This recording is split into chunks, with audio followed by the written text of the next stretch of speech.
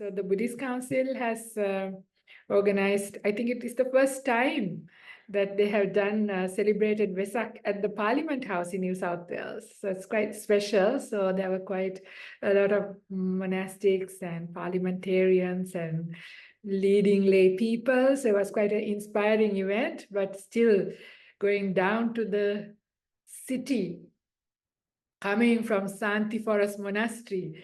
Like those of you who have been there, you know it's like a different planet. Almost, in the very quiet forest, and it was raining and misty, hardly anything heard, hardly to see anybody. And suddenly at peak hour, downtown in Sydney, in a big city with people and everything, so it's a big contrast to the mind. And of course, we went in the train.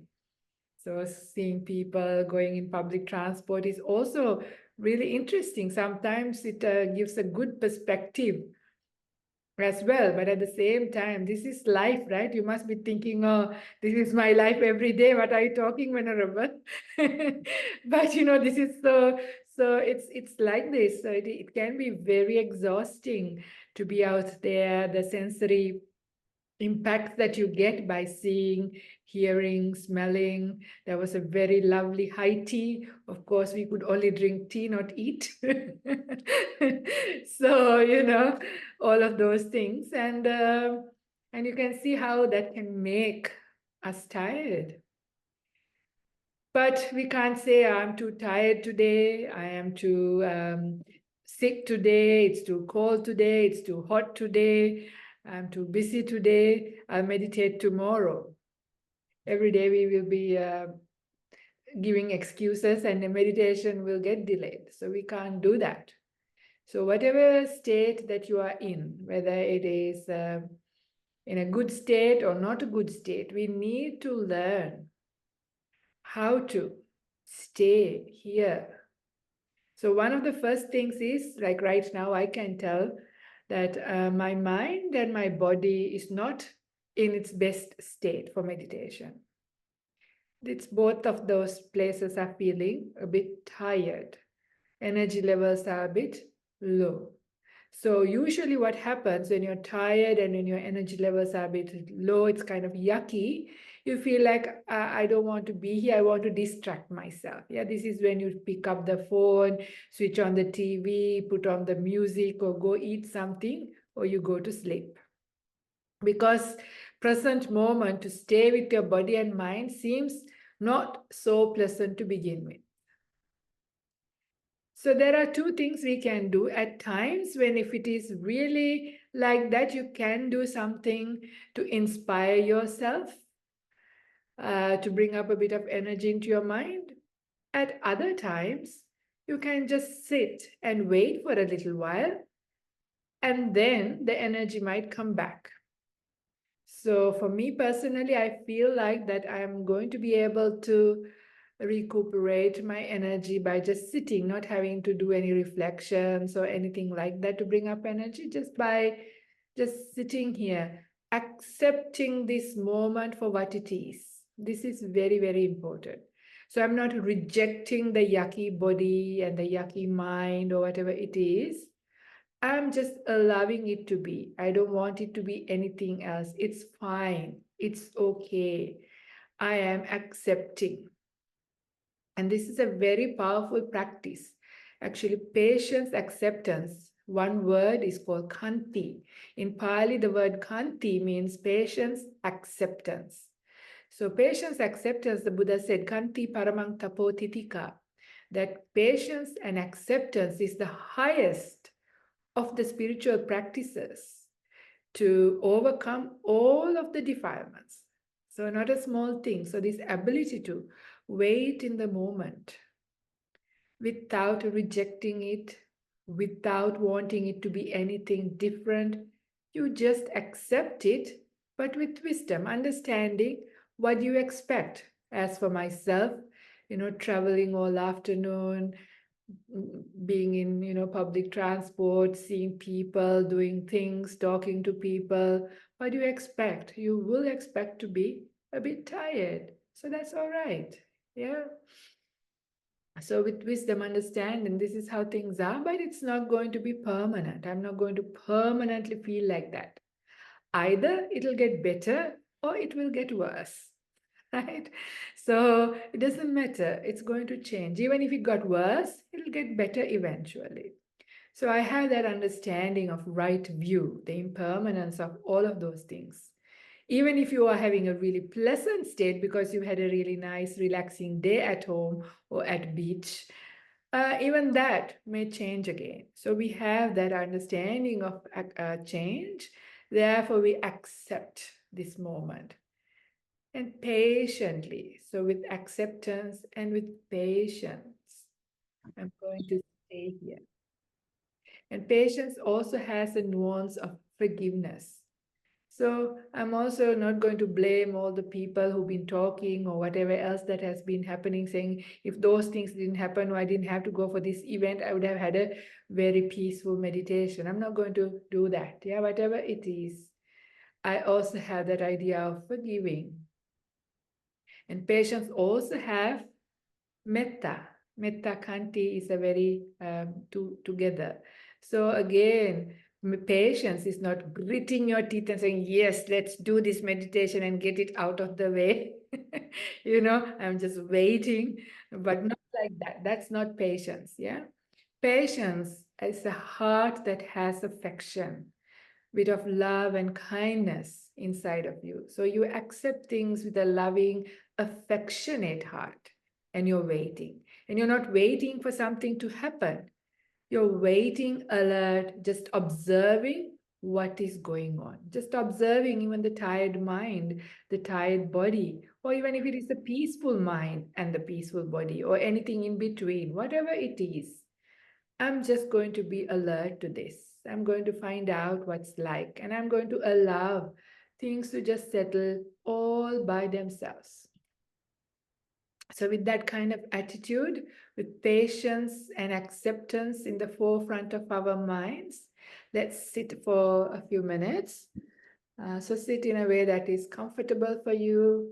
It is helpful to keep your upper body a bit straight because that helps to keep you awake. Otherwise, this is the kind of time in the night after a long day that the mind tends to become a bit sleepy or tired and lazy. But meditation is about awakening, yeah, becoming alert.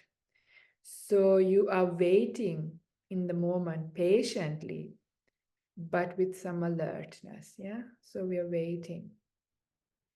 So have that instruction in your mind and see whether you can learn to bring up a bit of affection, accept this moment, whatever it is, and allow it to be. It's okay.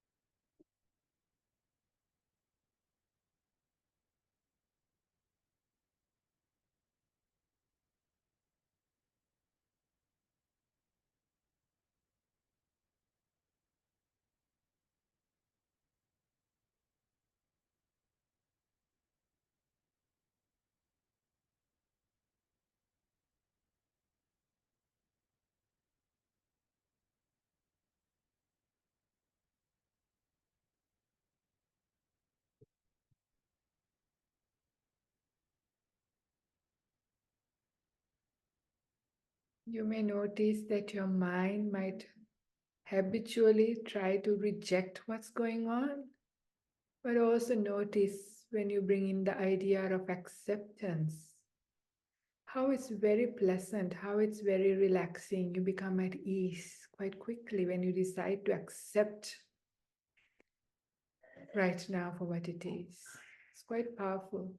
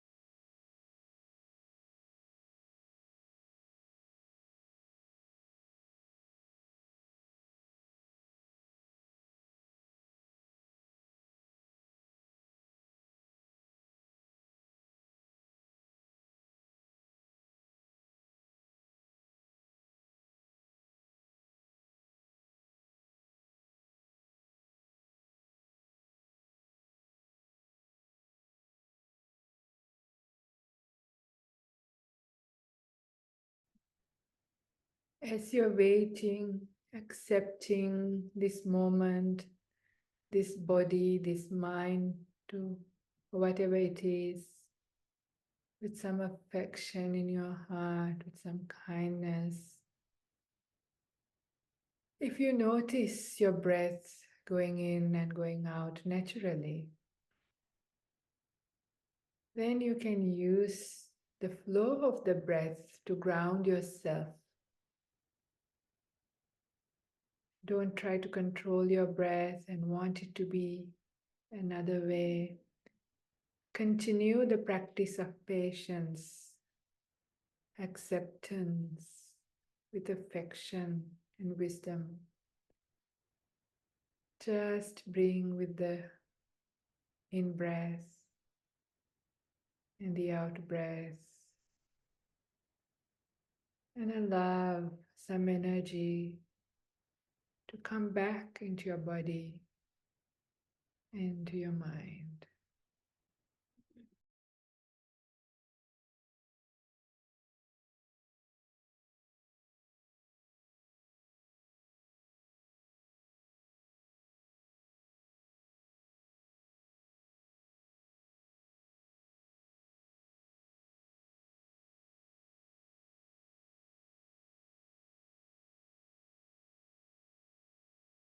So even if you're doing this practice of patience, even if there was a bit of disturbance, or whether it was any other disturbance from outside, instead of getting upset, instead of rejecting it, you forgive that, you accept that, and you let it be. And you can ground yourself back to the flow of your breath and allow your mind to settle.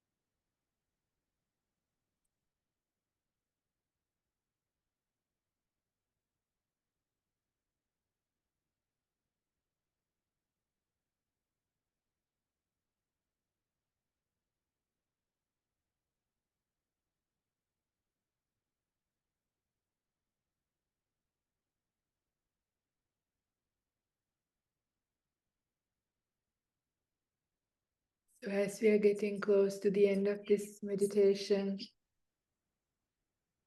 see how you feel. How is your body? How is your mind? I feel a bit more energy come up, a bit more peaceful, and it feels good.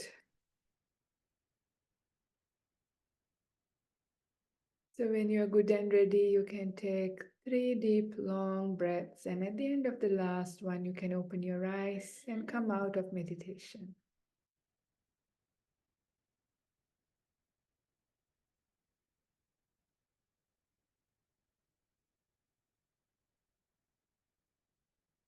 Today, I thought that it's good to do a follow-up talk on the same subject or similar area, because it's a very important topic, getting affected by other people. So like we mentioned in the last talk, negative affection, getting negatively affected by people is bad, but positive association is actually very helpful. But today, I was also inspired by the event that I just came from. So that was the Vesak celebration that we were invited to at the Parliament House in New South Wales. And apparently it's the first time that they have done something like this. And actually the Minister for Cultural Affairs said that he's so inspired that we should do it every year going forward, which is quite nice to acknowledge. And also what I noticed from the few of the ministers who gave the talks today, how much appreciation they actually had for Buddhism. It really was like, it came from their heart. And also they have quite a good understanding about what the Buddhism was about. So one of the things they were saying was that, it is a religion that offers some kind of consolation for life, to be able to sort of, live at ease, like, a bit of a solution for suffering. So, they have sort of understood there is problems in the world and there is difficulties in the world, but by using some of these wisdom aspects, some ease, some peace could be found. And because it was Vesak, so all of them were really, praising, the young Siddhartha Gautama, his going forth, his discovery, and all of those things. I'm sure they did their homework. And so it was kind of very, really inspiring. And this also being the month of Vesak, it's really good to ask the question. So what is it that the Buddha awakened to? Yeah, what is it that the Buddha awakened to? And why did he leave his, very nice, comfortable, princely life? It is precisely because he realized that there are many problems with this life. Yeah, he realized when he looked at his probably old parents and relatives and people around him, saying old age is difficult. He realized when he sees sickness and deaths, being separated from the loved, and of course many other problems like difficulties with having to be with the unliked, yeah, association with what you don't like. That is having to deal with difficult people, right? When we say we don't want to get affected by other people, what we are mentioning is essentially that, not being around people that are difficult or people who sort of condition us in the ways that are unwholesome, not helpful. Yeah, so that is why we don't want to get affected by them. So where is this big problem coming? So I was mentioning what is this big problem, the root cause for this. Yeah. So this is what the Buddha awakened to, the Buddha's enlightenment. That is where he actually discovered the Noble Eightfold Path, right? And also the Four Noble Truths. So, and the dependent origination.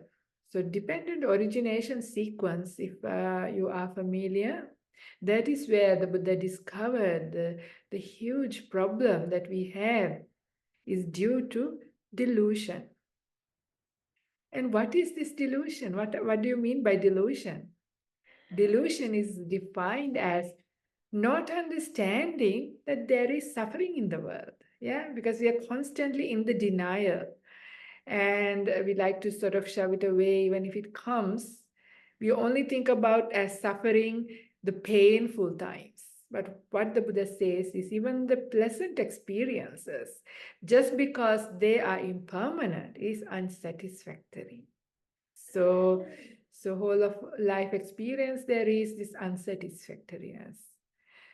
So, but we don't know this, right? That is why we become very heedless. We waste time.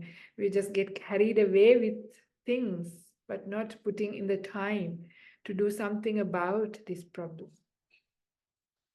So delusion is what is causing all of these defilements to roam around in our mind, right? A mind that is enlightened, that is an enlightened being's mind, is free of this delusion, free of all the defilements. But for the rest of us, we have all these delusions. So the three main categories of the delusions is greed, hatred, and again it says delusion, but that is a sense of self, yeah, me. So when we have this, when there is a me existing, then I want, yeah.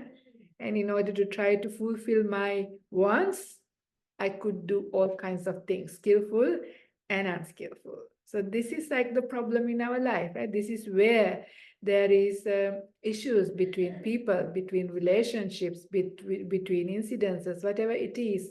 All of our problems are really rooted in this delusion, this not knowing and not seeing things for what they are, having that right view, right understanding about the world. So because of that, we get into a lot of trouble. Yeah, and we have so much suffering as a result. So what the Buddha did, and he wanted to know, when did this delusion, when this what we call in Pali avijja started? Is there a starting point for this? Because we need to end it, but where was the beginning? And then Buddha, because he had this ability to go back into past lives, yeah, he went back many past lives. He went as far as 91 eons. So one eon is really large, right? It's like, you have mustard seeds in a big cart, and you take one mustard seed out every 100 years, and the cart of mustard seeds can end, but the eon hasn't finished. So it's a very long span of time. That is essentially the time between two big bangs. But Buddha went back 91 eons, and he said there was no discoverable beginning of delusion. He didn't say that delusion didn't have a beginning, but he said that the beginning of it could not be discovered. No discoverable beginning could be found for delusion. But he said, even though I couldn't find a starting point for this, delusion, this is ignorance or avijja, has a nutriment. So all of our problems, as we said, is because we have so much delusion in our mind. But it has a nutriment. It is there because of a conditioning, because of a reason. So what is the reason for delusion being in our mind? And the Buddha says it is the 5 hindrances. So anybody who's new to Buddhism or don't know what these 5 hindrances are, it is sensual desires, ill will and negativity, sloth and torpor, restlessness and worry, and doubt. So as long as these 5 things are present in our mind, we cannot see things for what they are. So delusion then takes hold of us. It's like we are under a cloud. Yeah, we are under a fog. We can't see clearly. So the defilements are alive. So it is because of the 5 hindrances that we have delusion. So today's topic, really, I'm going to mostly go through a sequence, and each One needs a lot of time, but I'm not going to have time to go through that. But I'm going through this sequence. This is actually coming from Avijjasutta. For those of you who want to look it up, it's in Numerical Discourses, book number 10, sutta number 61. And it's quite nice to see, because I'm going to make a point of where all of this really starts, because the Buddha said delusion has a nutriment, so its immediate nutriment is the 5 hindrances. Then the Buddha says even the 5 hindrances is not there just by itself, it also has a nutriment. There's a cause and condition what gives rise to the 5 hindrances. And the cause and condition or the nutriment for 5 hindrances is bad actions by body, speech, and mind. In Pali, Tivida Ducharita.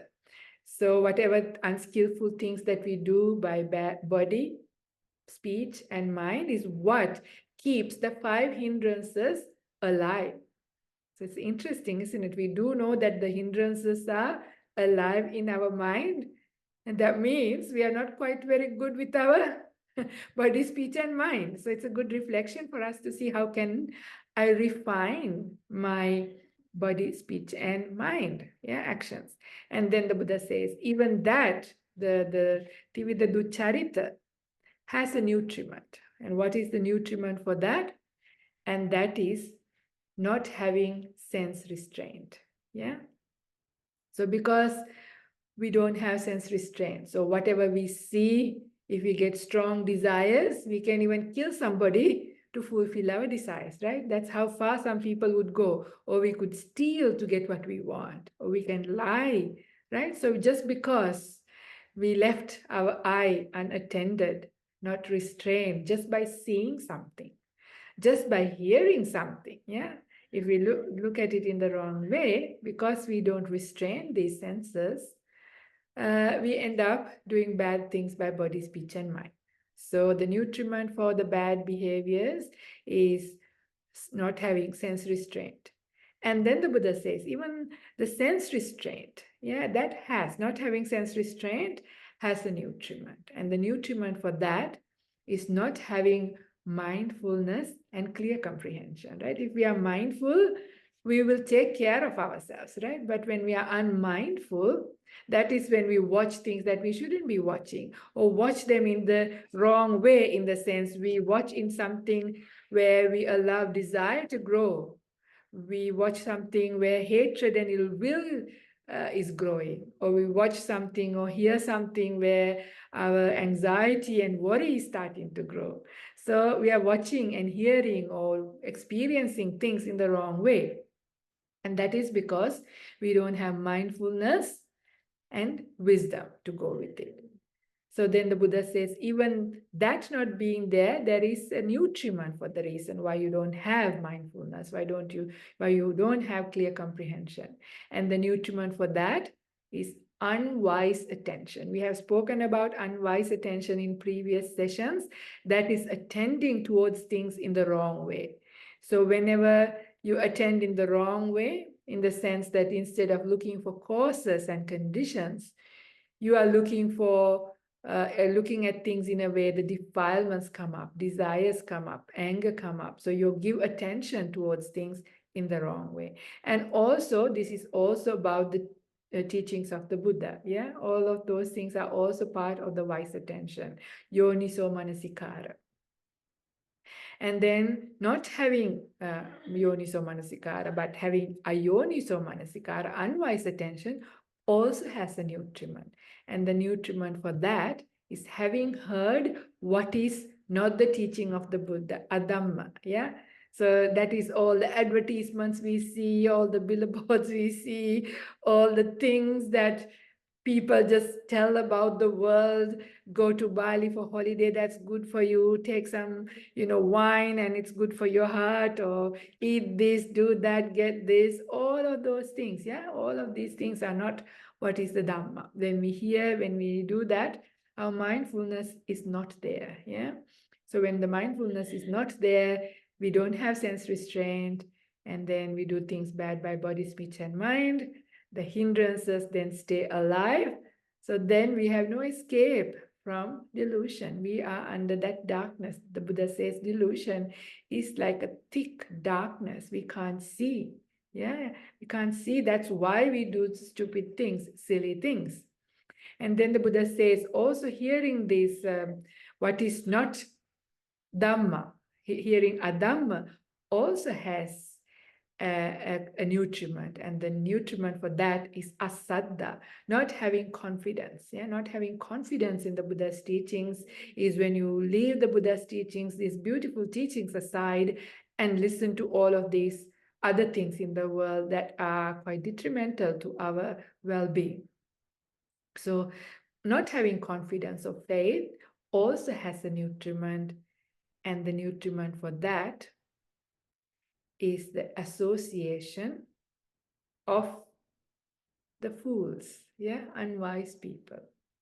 So this is really, really interesting, right? So we spoke about association, and last week's topic was about how not to get affected by people. And yes, if we associate fools or associate people who are unwise, people with bad habits and bad behaviors or bad views, especially bad views, that can lead you in the wrong direction in a very big way, and you are kept in delusion. So if you go forward with this sequence, so what happens is once you have I missed the sequence in a slightly different way, but I'm going to correct it and say it in the right way now. So when you associate unwise people or bad people, you get to hear things that are not wise. You get to hear foolish things. When you get to hear foolish things, you don't have confidence in the Buddha, but you have confidence in foolish things. When you have confidence in the foolish things, you attend unwisely. When you look at things, you look at the world, you look at things in a way, world should be permanent, they should be not like that, I have to have full control of things, everything should be beautiful. You expect from the world what the world can't give you, right? Because that's what usually advertisements tell or things like that. So when you attend like that, you lose your mindfulness and clear comprehension. So no asati and asampajanya. So when you don't have mindfulness, then your senses are not restrained. Yeah, you just watch whatever it is, the things that you should see and not see. And as a result of that, all of your desires, all of your anger, all of those things come up in your heart. And as a result of that, then you do things that are unskillful by body, speech, and mind. And when you do that, what happens? Regrets, remorse, anger, desire, worry, doubt, all of those things. So those are the 5 hindrances. Constantly stay in our mind. So when the 5 hindrances are there, that means we are completely in the darkness, in the delusion. And as a result, we constantly do silly things. We constantly suffer and having a really hard life, not a peaceful life, but a very uneasy, painful, difficult life. So it is really important the way, we associate. But the good news is, of course, the opposite is also true. But before we go into the opposite, I also want to read out a sutta about who to associate and who not to associate. And this sutta is also from the numerical discourses, but this one is in the book 3, sutta number 27. In the Bhikkhu Bodhi's version, it's called Disgust. I'll just read it out. It doesn't need too much explanation, but bhikkhus, there are these 3 kinds of persons found existing in the world. What 3? There is a person who is to be looked upon with disgust, not to be associated with and followed and served. And the second person, a person who is to be looked upon with equanimity, not to be associated with, followed and served. The third one, a person who is to be associated with, followed and served. So there are 2 people not to be associating. There is 1 person to be associating, right? So what's the first person? And what kind of person, bhikkhus, is to be looked upon with disgust, not to be associated with, followed, and served? Here some person is immoral, of bad character, impure, of suspect behavior, secretive in his actions, not an ascetic, though claiming to be one, not a celibate, though claiming to be one, inwardly rotten, corrupt, depraved. Such a person is to be looked upon with disgust, not to be associated with, followed, and served. For what reason? Even though one does not follow the example of such a person, a bad report still circulates about oneself. He has bad friends, bad companions, bad comrades, just as a snake that has passed through feces, though it does not bite one, would smear one, so too, though one does not follow the example of such a person, a bad report still circulates about that person.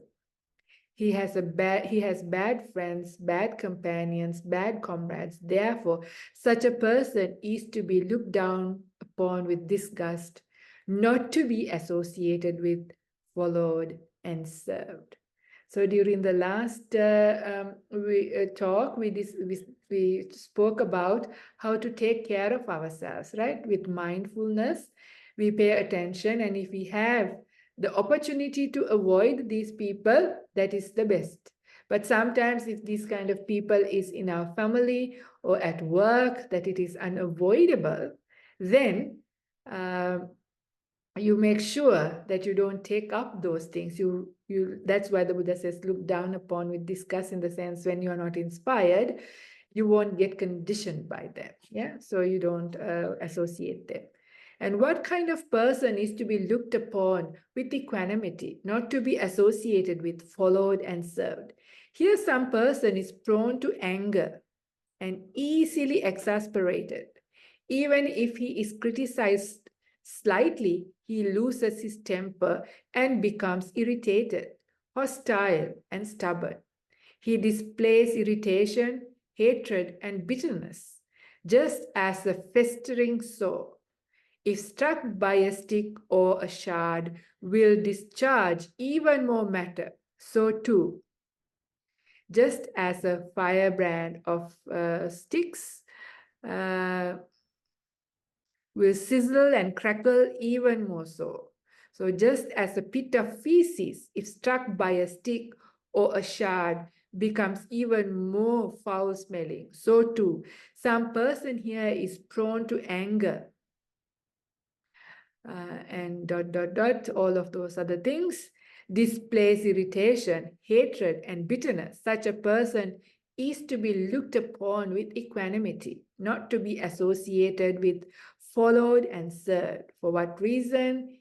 He might insult me, revile me, and so do harm. Therefore, such a person is to be looked down upon with equanimity, not to be associated and followed and served. So this is the kind of person that we are more likely to encounter in our life. The first kind of person is not that easy in life, but of course there are such people, but this is more the person, right? People who are angry, who are a bit bullying, who are a bit difficult to be with, irritating and stuff.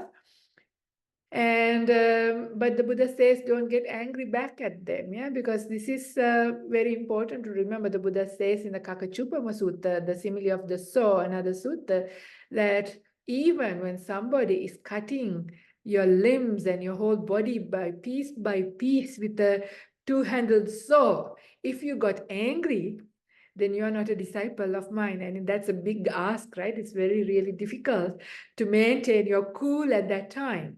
So much more than that, even when somebody is just getting angry at you, shouting at you, or doing things that are difficult, getting angry back at them or having fear and all of those other negative emotions come up isn't going to be helpful. So the Buddha's recommendation is try to maintain equanimity by reflecting those people who are doing the bad actions. They are the owners of their own karma. So during last week's talk, we went through quite a number of things, and equanimity was one of them, if you remember. There was the solution of metta, compassion, equanimity, or avoiding the person. So equanimity is to be applied to such a person. So it's kind of interesting to know. So there are two people, they're not to be associating. And what kind of person is to be associated with, followed, and served? Here, some person is virtuous and of good character. Such a person is to be associated with, followed, and served. For what reason? Even though one does not follow the example of such a person, a good report still circulates about oneself. He has good friends, good comrades, good companions. Therefore, such a person is to be associated, followed, and served. So this is, I just saw this sutta last week, and I thought this is quite nice to read out, because it gives the Buddha's view about which kind of person and what is your response. So going back to our Avijjasutta, the sutta on delusion, the reverse order is also true. So how do we end delusion? So that is enlightenment, right? So in the Buddha's path, what we call as nibbana, or getting enlightened, means ending delusion. And it's like sometimes given, like, it's like when we are inside delusion, it's like we are like a chick inside the egg. It's so dark, can't see anything, can't feel anything. But one day the chick, hatches out and come into the bright light, and see the world, see it clearly. So that's one of the similes. There are so many beautiful similes from the Buddha talking about this darkness and the danger of delusion, and what it is like to come out of that, to free from defilements, free from the hindrances, and see the world for what it is. This is enlightenment.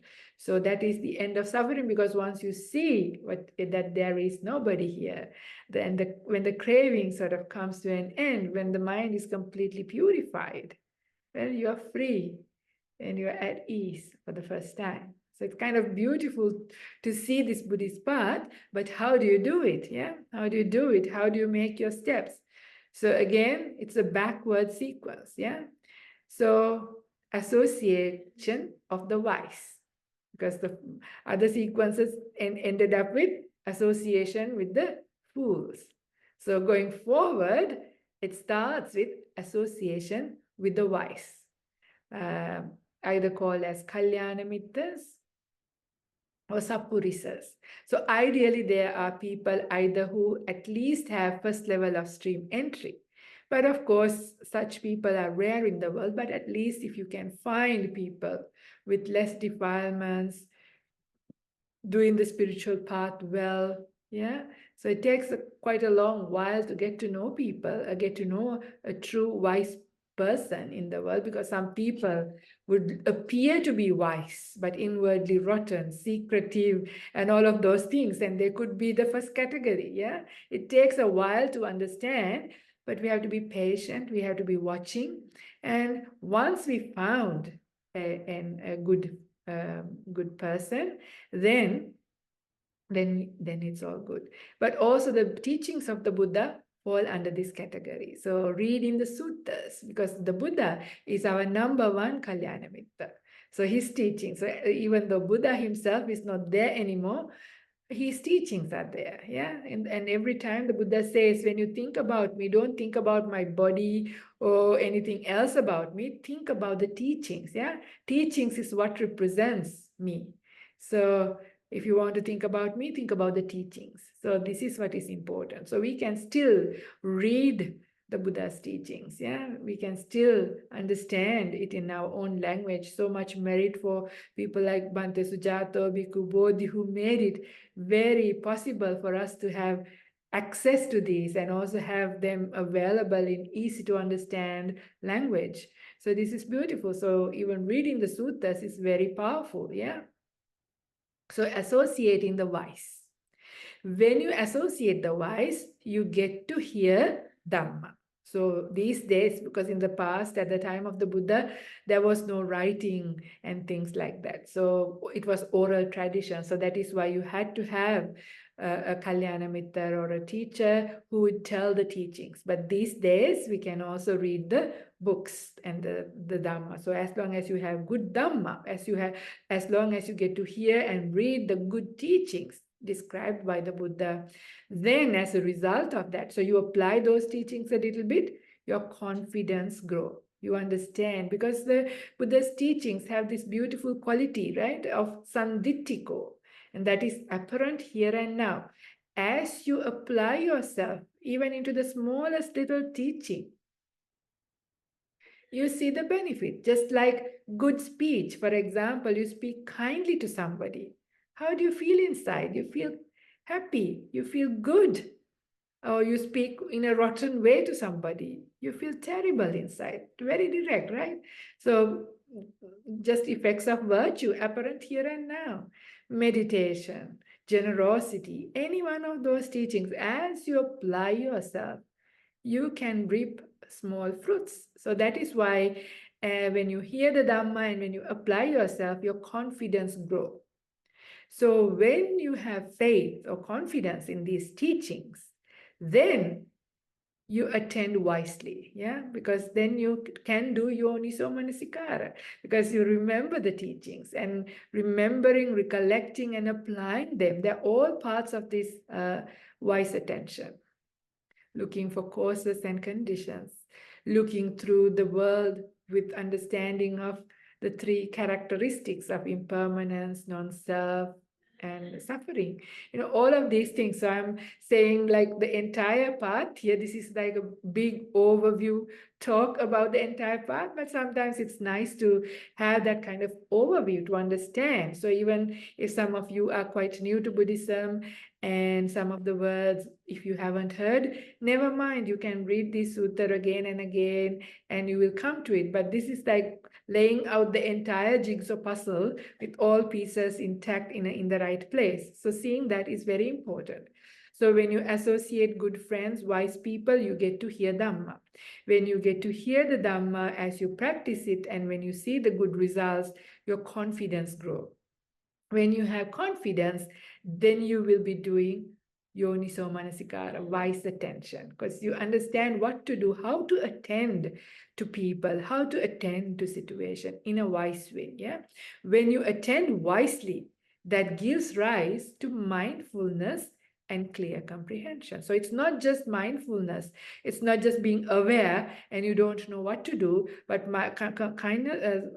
sati sampajanya, mindfulness and clear comprehension, means you are not only aware about it, but you also know what's the right response, how to behave. So this is what I mentioned in previous talks as well, like what are you doing, why are you doing, and how are you doing. So this is really important, right? So you are informed by the teachings because you have been doing the yoniso manasikara, that is just remembering the teachings, reflecting the teachings, applying yourself in that way brings up your mindfulness. So if you were wondering, how do I bring up this general level of mindfulness in my life? It's through yoniso manasikara. So listen to more Dhamma talks, yeah, read more suttas, reflect about them, consider them, yeah, contemplate them, apply into your life, and slowly, slowly your mindfulness and clear comprehension starts to grow. So when you have mindfulness and clear comprehension, then what happens? Yeah, then it leads you into good actions by body, speech, and mind. Because it leads to sense restraint. Yeah. So when you have clear comprehension and mindfulness and clear comprehension, it leads you to sense restraint. Yeah. So when you see something, sense restraint is not about not looking at things, not hearing things, because even if you can close your eyes, you can't close your ears, like we have said before. The thing is that the way you look at things, so you look at things in a way that these negative mind states don't come up. And we have previously discussed in other talks as well how to attend, how you look at things. This is sense restraint. So when you're looking at something, if you can see desires coming up, then instead of looking at the beauty in something, you look, it's just made up of elements, or it's just made up of body parts. It's just only that much, something like that. Or if anger is coming up, you can see the conditioned nature of something happening. So there are many ways. I'm not going to go into detail because that's a bit beyond the time that I have for today, but we have discussed these things before. So you have sense restraint. So when you have mindfulness and clear comprehension, you can do your sense restraint. And when you have sense restraint, then in the forward sequence, that leads to Satipatthana, the four foundations, Kaya-anupassana, Vedana-anupassana, Chitta-anupassana, Dhamma-anupassana. And that is contemplation of the body, feeling, mind, and the Dhammas. Again, another very big topic. I'm just only showing the sequence. And from that, it leads to the 7 enlightenment factors, which is called the Bojjhangas. And the Bojjhangas then lead you into full enlightenment. That is the end of delusion. So in future talks, if anybody is interested, we can talk about various aspects that we spoke in great detail, what the Bojjhangas are, how do they work, or the Satipatthanas and things like that. But in this talk, what I wanted to explain much more is the benefit of good association and the danger of the bad association. So it's actually not something simple. Don't take it lightly, thinking that's all right, I can hang around with these people and that's going to be okay. It's not going to be okay. Before you know it, it's going to be too late. Because these things slowly grow inside of you, and suddenly you've done something really bad. It's really dangerous and difficult. And we see these things happening in the world, both for monastics, for lay people, for everybody. So this is where we have to be very, very careful who we associate and how we associate. So that's why I also read that other sutta. So the Buddha said, if we have to be around a person who is inwardly corrupt, all the deceiving kind of type, that's the first kind of person. Look down with disgust, in the sense that you don't take up when you look with that disgust, right? It's when you inspire, and if you think what they're doing is good, that you will also sort of condition yourself. But if you sort of feel disgust, you turn away from that behavior. So that doesn't mean you bring up like irritation and anger towards that person, but you don't appreciate what they're doing. You think these things are bad things, not useful things, not good things. So when you have that with your mindfulness, you won't get conditioned by them. So, and of course, you don't associate them in that way. And the other person was the very angry person, irritable person, difficult person in our life, is to associate with equanimity. So again, not to really associate, but look with equanimity, but not to be associated. So the Buddha only recommends wise people, good people to associate. But when you do that, that is the starting point. And in the last talk also I mentioned what the Buddha said, that 100% of the spiritual path is to do with association of the good, Kalyana Mittas. So this is why I also wanted to bring up this very beautiful sutta, because it goes together and is a follow-up from the previous talk. And when we see this, and when we see the conditional nature, so this is all showing the conditional nature of delusion, right? Delusion has condition, it has a nutriment. Enlightenment also has a nutriment. So everything is conditioned. So when we see the conditioned nature of our own defilements, right? We all, if we are not enlightened, that means we still have defilements in our minds. So our defilements have also arisen due to causes and conditions. So it's true for myself and it is true for others. So they go back into unfathomable past, right? We have been conditioned by so many things, by especially going in this darkness of delusion. We get conditioned in so many ways. And as a result, we have the hindrances and the defilements. And what did the Buddha say? When we have hindrances and defilements in our mind, it's not only we are in the dark, it's like we have no eyes. Our wisdom has departed. In Pali, it's called Andakarana, Achakukarana, Panya Nirodhika. So Andakarana means it's like in sheer darkness. Defilements and the delusion is really dark. Achakukarana means somebody with no eyes. Panya Nirodhika means that your wisdom has departed. So then we end up doing foolish things. So the reason why I'm bringing this up also is to show why in the past we too have done difficult things and other people have done difficult things or silly things. Because then very important part of the spiritual path is this ability to not have regrets and remorse, and to be able to forgive ourselves and forgive others. So this is very relevant, like when we see this conditional arising of delusion, conditional arising of all of our problems, conditionally nature of the arising of all these difficult people, yeah? All of these things, when we see that, the causes and conditions that gives rise to this, then we are going to be able to forgive ourselves. Because that was one of the questions somebody asked as a topic for today, but I mentioned maybe I'll talk more about it next week. But I still wanted to mention a little bit about it because it goes hand in hand with this sequence of how all of these problems in our life are rooted in delusion. And once deluded, we and others do stupid things that we later regret. But the thing is, in the Buddha's path, there is no place for regret and remorse, because that kind of mind state brings you down into depression and difficulty.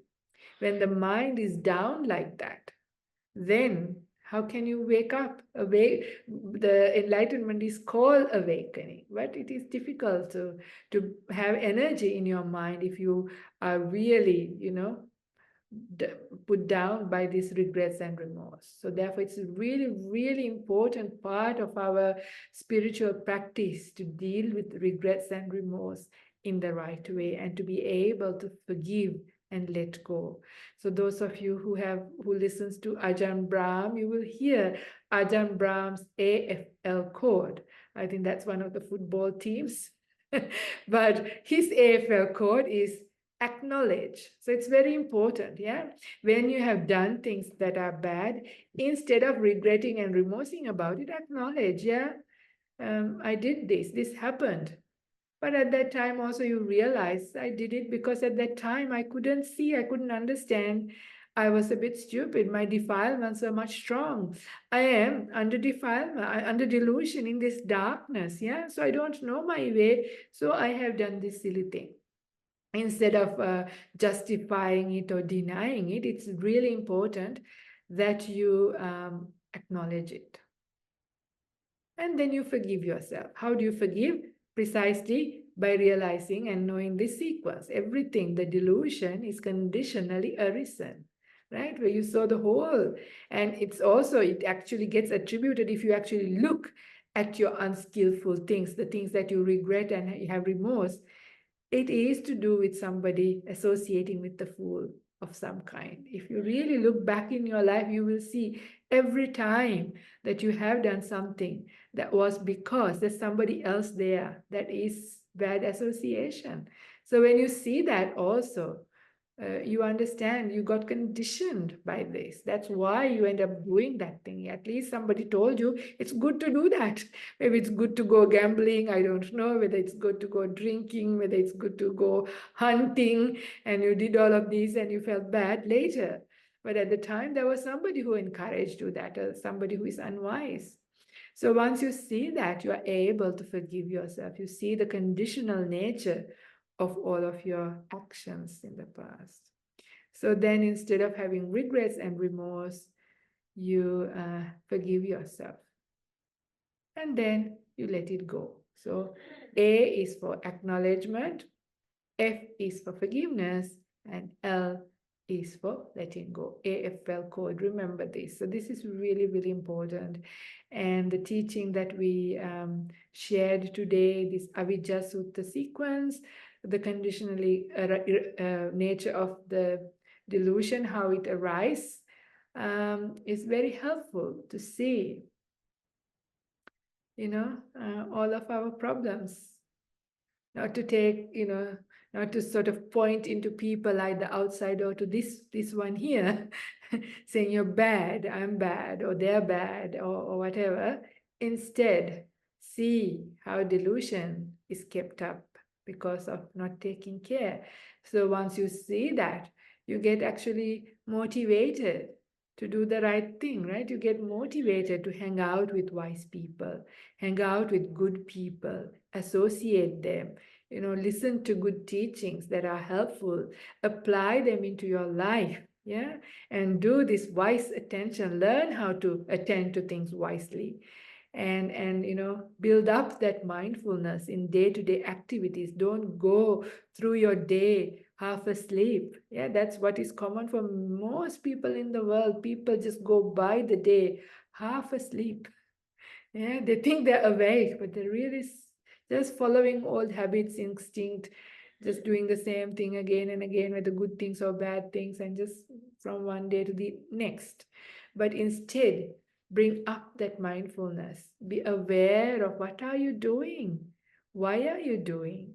How are you doing? Is it harming myself? Is it harming others? It is harming both. Then don't do it. Find other ways to do it. So this is not so hard to do. Yeah, it is possible to do. So mindfulness. So when you have that, of course, you will be restraining your senses, taking care of your senses, yes, your sense faculties. And then, of course, you will not be doing things that are bad by body, speech, and mind. And that's a great support. Yeah. So your hindrances will be going down. And instead, sammasati, the right mindfulness, that's the satipatthana, will be coming up. And you will see the bojjhangas, the enlightenment factors, start to grow inside of you.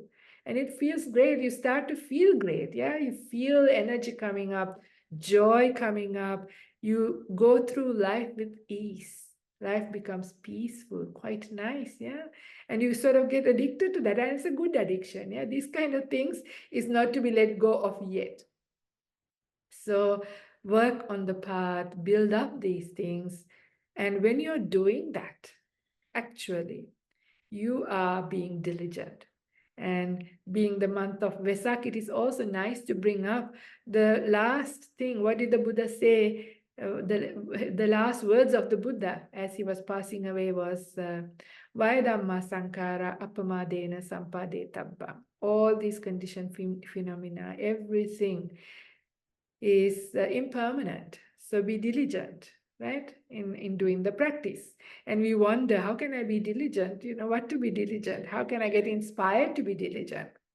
So when you reflect even this sequence, about all the problems and how scary and dangerous this delusion is, yeah, even if we can reduce the darkness a little bit, yeah, if you can start to see even a little bit of shadow, it's still better, right?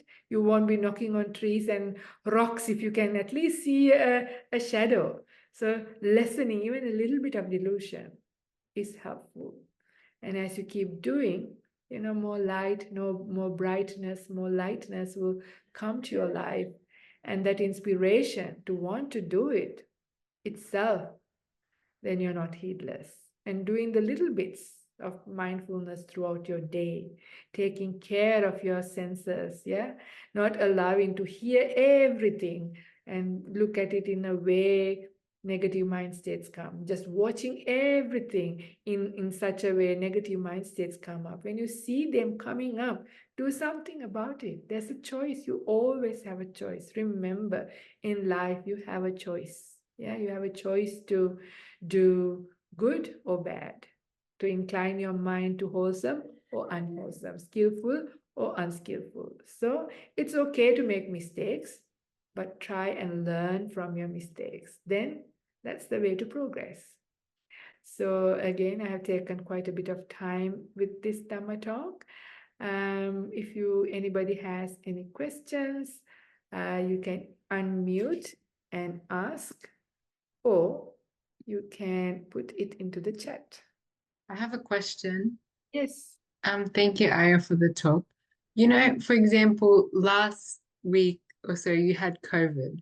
Yes. And so of course in your life you do lots of things to get like, good merits and good karma. But then how do you explain when things like that happen? Like Like, sort of I bad, sort of when things, I know nothing is good or bad, but when undesirable things affect the body, of course, that is not good for the body to have COVID. But despite like being a good person, is that sort of bad karma from previous life? Or how can you explain when sort of oh, good yeah. people experience negative things? Sure, good. This is a very good question. Really deserves a full Dhamma talk one day, but I can mention a little bit here. And it's very important to understand that not everything is karma. Yeah, not everything that happens to us is karma. If anything, that is the karma of being a human. This is forgetting the small print. When you sign the contract to be born as a human being, you just overlook the small print. In the small print, it said, when you have a body, even if it is an animal body, old age, sickness, death, and everything else happens to this body. So it's part and parcel. Sickness is part and parcel of having a body. So it's not any other special karma that you got COVID. It's just having a body. That's the only karma of being born as a human being, or even animals get sick. So having a body, that's part of that karma, but not any other special karma, not always. So even when you see somebody being born blind, you think, oh, they must be very bad karma. But sometimes being born blind could be due to a karma. Sometimes it's not a karma at all. It is just the genetics, the mutation that has happened, and it's nothing to do with karma. That's how. So there are many laws operating when we are existing. So one of them is the karma, but there is also weather. Why it's raining is not because of my bad karma. Why I have a cold because I got wet is not because of my bad karma. It's just what happens. It's cold, it's hot. So weather. And there are workings of the mind, there is the genetics, so many things operating. So not everything is to be attributed to karma. And the other thing that I want to mention is that um, it's not about, karma is what you have done in the past. Vipaka is the consequence that you have now. So what you're experiencing right now. So, but you have a choice how to receive it. Yeah, how to receive it. Now, let's say you lost your job. Many people will say, oh, bad karma, right? Is it good or bad? It depends what you're going to do. Well, maybe if you had a very stressful, difficult job, yes, it gave you money, but suddenly you realize, wow, I can rest, I can enjoy myself while I find another job. You might even go on a meditation retreat, and as a result, even your whole life might change. Yeah. So was it good karma or bad karma that you lost your job? Yeah. So it's not like that. Yeah. It's how you look at it. It's up to you. Yeah. It's just in a nutshell, it's like if it's a 200 ml glass and you have 100 mils of water, are you going to say, oh, I only have half a cup? Or are you going to say, wow, I've got half a cup? Yeah. So my cup is half full or half empty. So that's what it is. So it's not about whether it's good or bad. It's up to us. What you might say is good karma might be bad karma for somebody else. So it's not that. It's how you look at it. So karma is already done. It's in the past. You can't do much about what you have done, but you can do everything right now, how to receive it and how to respond to it. And that is where the part is. That's the important part. Not asking the question, oh, is it my bad karma? I got ill, I got this, I got that. And worrying about it, no use. And the Buddha also says karma is a topic for a Buddha only. It's a Buddha Vishaya because it's so complicated. There are multiple karmas operating from multiple lifetimes, causes and conditions. So we can't pinpoint and try to understand this happened because of that, this happened because of that. We cannot. It's really complicated. But and there's no point. It's a waste of time trying to do that. Instead, what's important is what am I going to do now with the situation that is in front of me?